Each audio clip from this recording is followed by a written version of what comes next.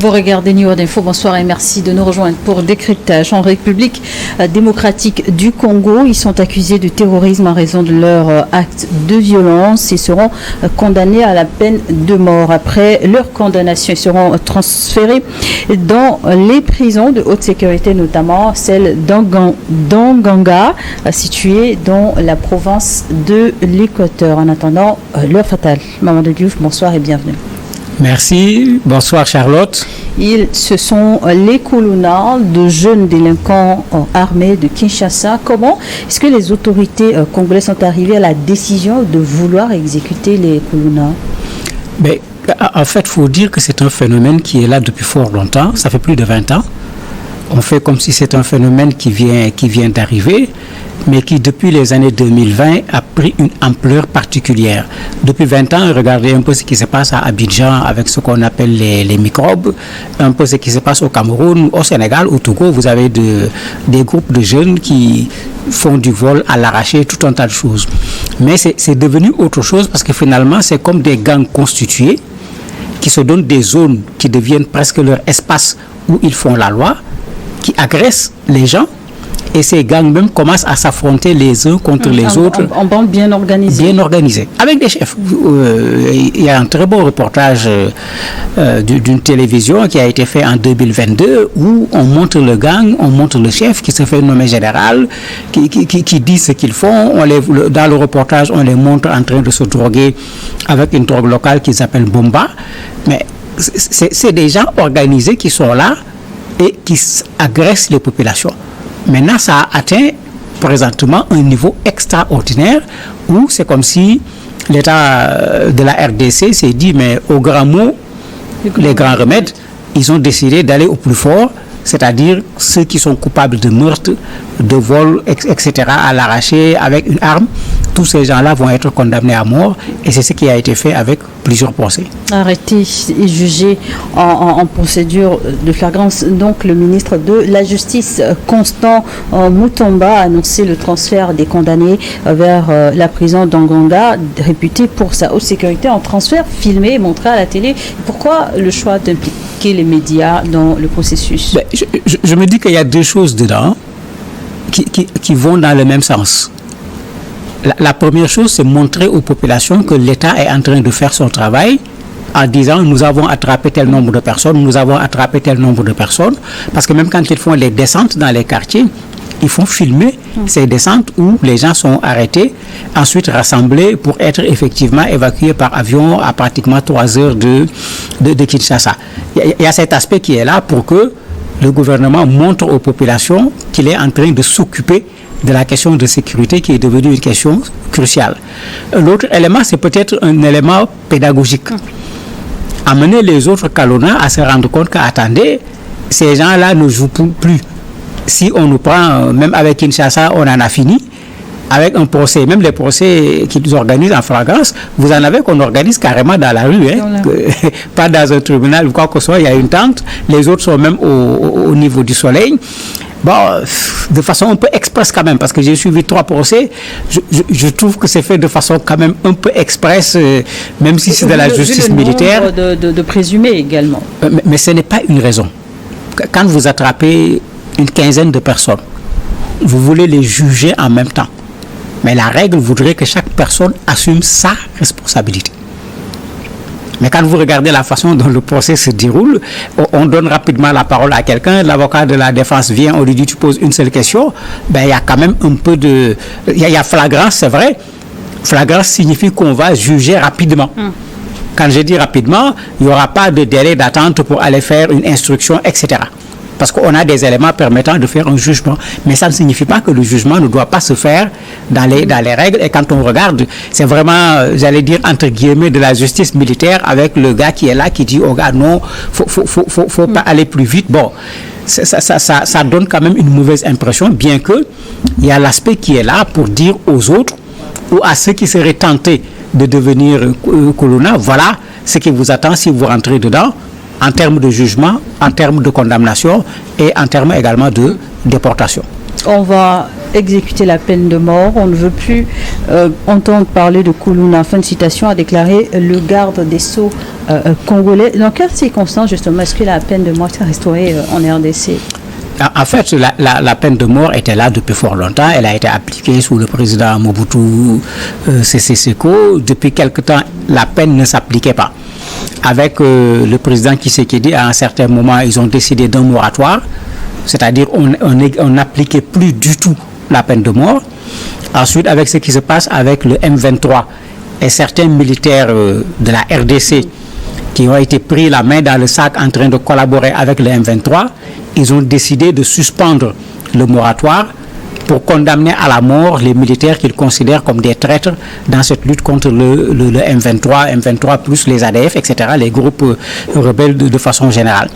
Il se trouve maintenant que cette nouvelle opération pour essayer de limiter au maximum, voire même d'éradiquer les Koulouna arrive à cette période. Donc eux également, ils arrivent à un moment où le moratoire concernant la peine de mort étant suspendu, mais s'ils sont condamnés à mort, rien n'empêche à ce qu'ils soient exécutés parce que le moratoire n'est plus là. Et quand on regarde les textes de la RDC, effectivement, quand quelqu'un est accusé de banditisme à main armée, quand il fait un certain nombre de délits, la peine, c'est effectivement la peine de mort, le vol avec des armes, etc. Et c'est pourquoi au niveau des tribunaux, ceux qui ont été jugés de façon générale et qui ont été considérés comme étant coupables ont été condamnés à mort. Sur les 300 qui ont été jugés, il y en a 127 qui ont été tout bonnement condamnés à mort, d'autres à 20 et 15 ans de prison. Et alors que les autorités congolaises affirment que ces condamnations étaient un moyen de prendre une décision ferme face au phénomène des Koulouna, des Congolais, ils voient également, eux plutôt, une réponse drastique. Mais vous avez plusieurs attitudes de la part des populations. Une bonne partie des populations sont pour la peine de mort. D'ailleurs, le ministre de la Justice est devenu une sorte, je ne sais pas s'il faut dire leader ou d'idole, parce que moi j'ai suivi une descente dans un quartier où les gens du quartier félicitent le ministre. Ils lui disent même il faut installer un commissariat ici. Vous avez pris ceux qui sont là, il y en a de l'autre côté, vous n'avez pas pris tout le monde, etc. Vraiment, les gens le remercient. Quand il passe dans la rue, quand on sait que c'est lui, mais c'est presque des hôtes et d'honneur avec des applaudissements. Je me demande même si le président ne va pas avoir peur de ce ministre qui commence à avoir une popularité extraordinaire. J'ai regardé au niveau des médias également, de la RDC, pour regarder surtout les commentaires, mais dans l'essentiel des commentaires, les gens l'encouragent à aller jusqu'au bout.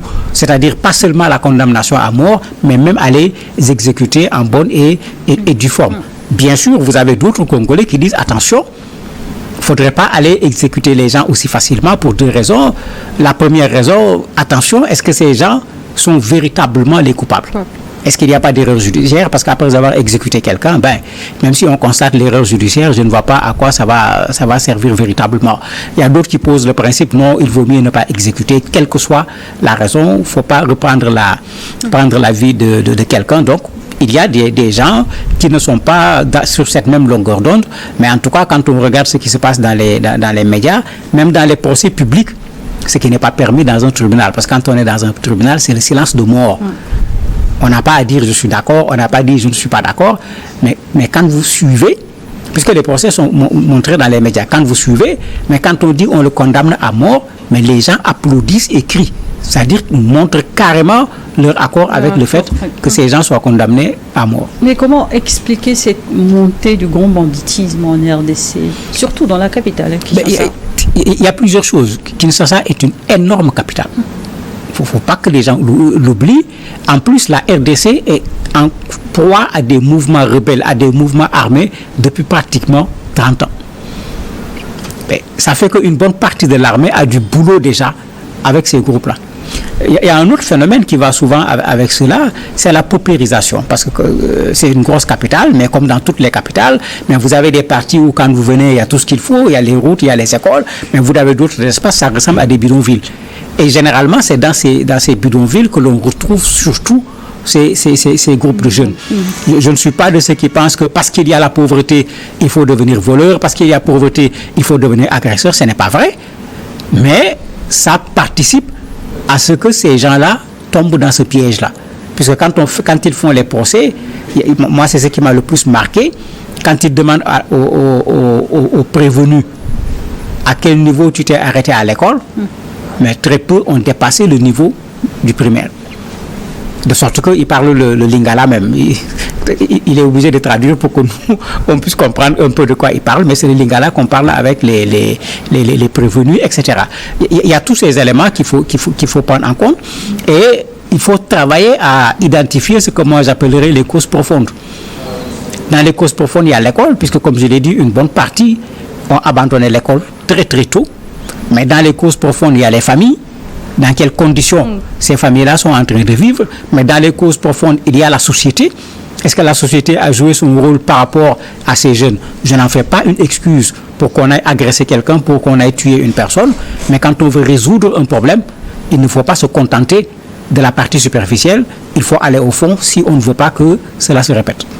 Opération Zéro Kuluna en RDC, Amnesty International se dit inquiet, d'autant plus que la peine de mort a été abolie dans nombre de pays, mais aussi questionne le processus juridique rigoureux. Oui, s'il est ou pas. Le processus peut être interrogé. Franchement, le procès que j'ai suivi, je trouve que c'était trop accéléré. Parce que dans un procès, il faut prendre la peine de s'assurer de l'imputabilité, c'est-à-dire est-ce que c'est de cette personne-là qu'il s'agit d'abord, et ensuite de la culpabilité de la personne. Donner du temps aussi à la défense. Mais bien sûr, à tout le monde. Et il y avait cette chose, vous avez un président qui était là, le juge qui bousculait tout le monde. Quand on vous donne le micro, vous donnez le micro à un avocat, vous connaissez un avocat, quand vous lui donnez la parole, il rentre dans ses envolées, il le bloque immédiatement pour lui dire, je vous ai demandé de poser une question. Posez la question directement. C'est-à-dire, vous ne permettez pas à la personne de développer. Il y a un cas où l'avocat disait, mais non, il vient de faire une affirmation contradictoire. Ce qu'il vient de dire ici, ce n'est pas ce qu'il avait dit, il l'a bloqué. Bon, quand on regarde ça, ça gêne un peu, parce que quand un procès peut aboutir à une condamnation à mort, il faut effectivement permettre à ce qu'on établisse de façon très claire la culpabilité de la personne avant qu'il y ait ce qu'on appelle une erreur judiciaire. Bon, ceux qui ont mon âge doivent connaître le film qu'on appelle le pullover rouge, qui est un exemple d'indication très claire sur des erreurs judiciaires qui peuvent coûter très cher à un innocent. Donc, autant on peut comprendre que des gens soient pour la peine de mort, mais autant il est difficile de comprendre que la peine de mort ne tombe sur quelqu'un qui est innocent. Et jusqu'à présent, 127 sur 300 ont été condamnés à mort, d'autres à la peine de 5, 10 voire 20 ans de prison. Et la procédure pour un procès équitable conformément aux lois a été respectée, rassure donc le ministre de la Justice congolaise. Et c'est une procédure qui est loin d'être terminée. Oui, la procédure n'est pas terminée, mais bon, comme vous savez, les journalistes 2.0 ont créé une information folle en disant qu'on a exécuté des gens. Personne n'a été exécuté.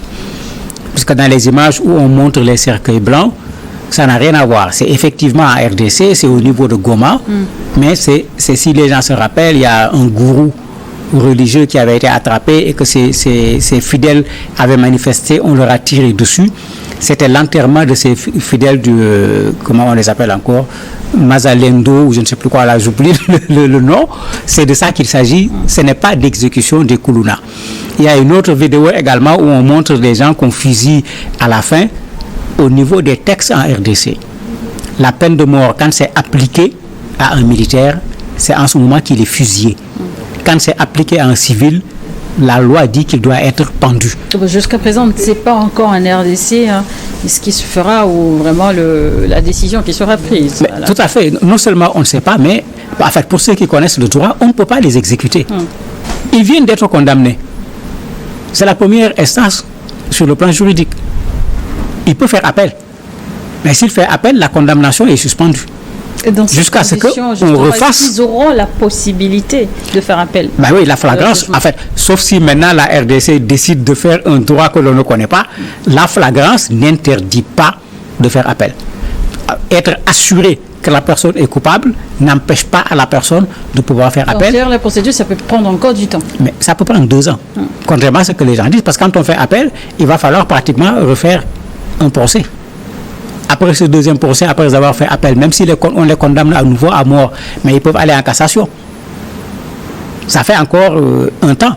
Après la cassation, dans les règles de la RDC, il faut que le président de la République lui-même donne son avis de façon expresse à la demande du ministère public pour dire oui, appliquez la peine de mort, ou pour dire non, n'appliquez pas la peine de mort. Mais bon, comme sur les réseaux sociaux maintenant, tout va plus vite justement, que tout, on les a déjà exécutés, ce qui n'est pas vrai. Oui, mais cela n'est pas... je ne voudrais pas dire qu'ils vont être exécutés tout de suite. Mais non, les exécuter tout de suite, ça va répondre à quelle règle? Vous avez condamné quelqu'un qui n'est pas d'accord avec la condamnation, il a des recours, vous le laissez épuiser ses recours. Parce que le texte de la RDC est clair, c'est après la condamnation définitive qu'il devient possible d'appliquer la peine de mort.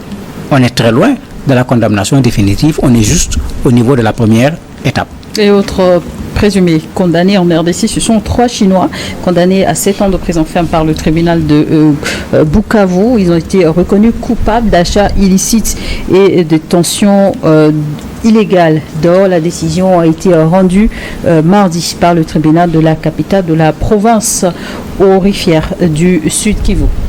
Oui, les Chinois commencent à devenir un problème dans la façon dont ils veulent exploiter les ressources africaines, pour certains parmi eux, sans respecter les règles. Ils deviennent un problème également par la façon dont ils traitent les ouvriers locaux qu'ils utilisent, puisqu'il y a eu plusieurs cas. Au Sénégal, il y a eu des procès où ils ont été condamnés pour de la maltraitance par rapport à leurs ouvriers. Ici, c'est beaucoup plus compliqué parce que les gens sont en train de vouloir exploiter l'or d'une façon qui ne respecte pas les règles, ce qui va leur permettre après de faire partir de l'or sans que ça ne passe par le chemin officiel. Il n'y a pas de taxes qui sont payées dessus. C'est des ressources qui partent d'une façon qui n'est pas normale. Je crois que la RDC est en train de vouloir montrer une ligne rouge, parce que les Chinois sont très présents dans ce pays en matière d'exploitation minière. C'est peut-être une façon de montrer une ligne rouge pour leur dire, mais attendez, nous sommes dans un partenariat, respectez les règles du partenariat. Si vous ne le faites pas, mais vous serez pris. Si la culpabilité est établie, nous n'hésiterons pas à vous condamner, comme ce qui a été fait pour ces 7 Chinois. Le secteur mérite donc d'être réorganisé par les autorités locales. Mais bien sûr, quand le président Tshisekedi est arrivé, n'oubliez pas qu'il a lutté sur une longue période. Quand il a reçu un rapport de l'inspection générale d'État lui disant que le partenariat, le contrat que Kabila avait signé avec les Chinois pour qu'ils viennent exploiter les ressources et qu'en lieu et place, qu'ils mettent en place des infrastructures, quand on regarde ce que les ressources rapportent et qu'on regarde le coût des infrastructures, mais c'était un contrat 1000 fois à la faveur des Chinois. Mais Kabila Tshisekedi a bataillé pour cette affaire jusqu'en Chine, jusqu'à la rencontre du président chinois, pour pouvoir augmenter ce que la RDC gagne au niveau de ce partenariat avec la Chine en matière d'exploitation des ressources. Mais c'est pour dire qu'effectivement, il y a tout un travail à faire sur ce plan-là pour que l'Afrique, les pays africains soient les premiers d'abord à bénéficier de leurs ressources. On ne peut pas comprendre que des gens venant d'ailleurs viennent bénéficier de nos ressources plus que nous-mêmes qui sommes censés être les propriétaires de ces ressources. La RDC rouvre le débat. Et quelle est la situation même quand on parle de la peine de mort en Afrique? La situation est mitigée. Vous avez des pays où, comme ce que la RDC avait fait, il y a un moratoire de façon officielle. Vous avez des pays où il y a un moratoire de façon officieuse. Il y a des gens qui sont condamnés à mort, mais il n'y a pas d'exécution. Vous avez des pays qui, après le moratoire, ont décidé d'abandonner la peine de mort. Mais vous avez le contraire également qui commence à se voir. Vous avez des pays où les gens sont en train de créer un débat en disant il faut ramener la peine de mort, puisque ce n'est pas la RDC seulement qui vit ce phénomène aujourd'hui de violence avec des gens qui attaquent à main armée un peu partout. Vous avez des pays où le débat revient, les gens disent qu'il faut ramener la peine de mort. Donc on n'a pas en Afrique une situation qui est la même au niveau de nos pays en ce qui concerne la peine de mort. Merci, Mohamed Diouf, d'avoir répondu à notre invitation. Merci à vous également de nous avoir suivis dans Décryptage de jour.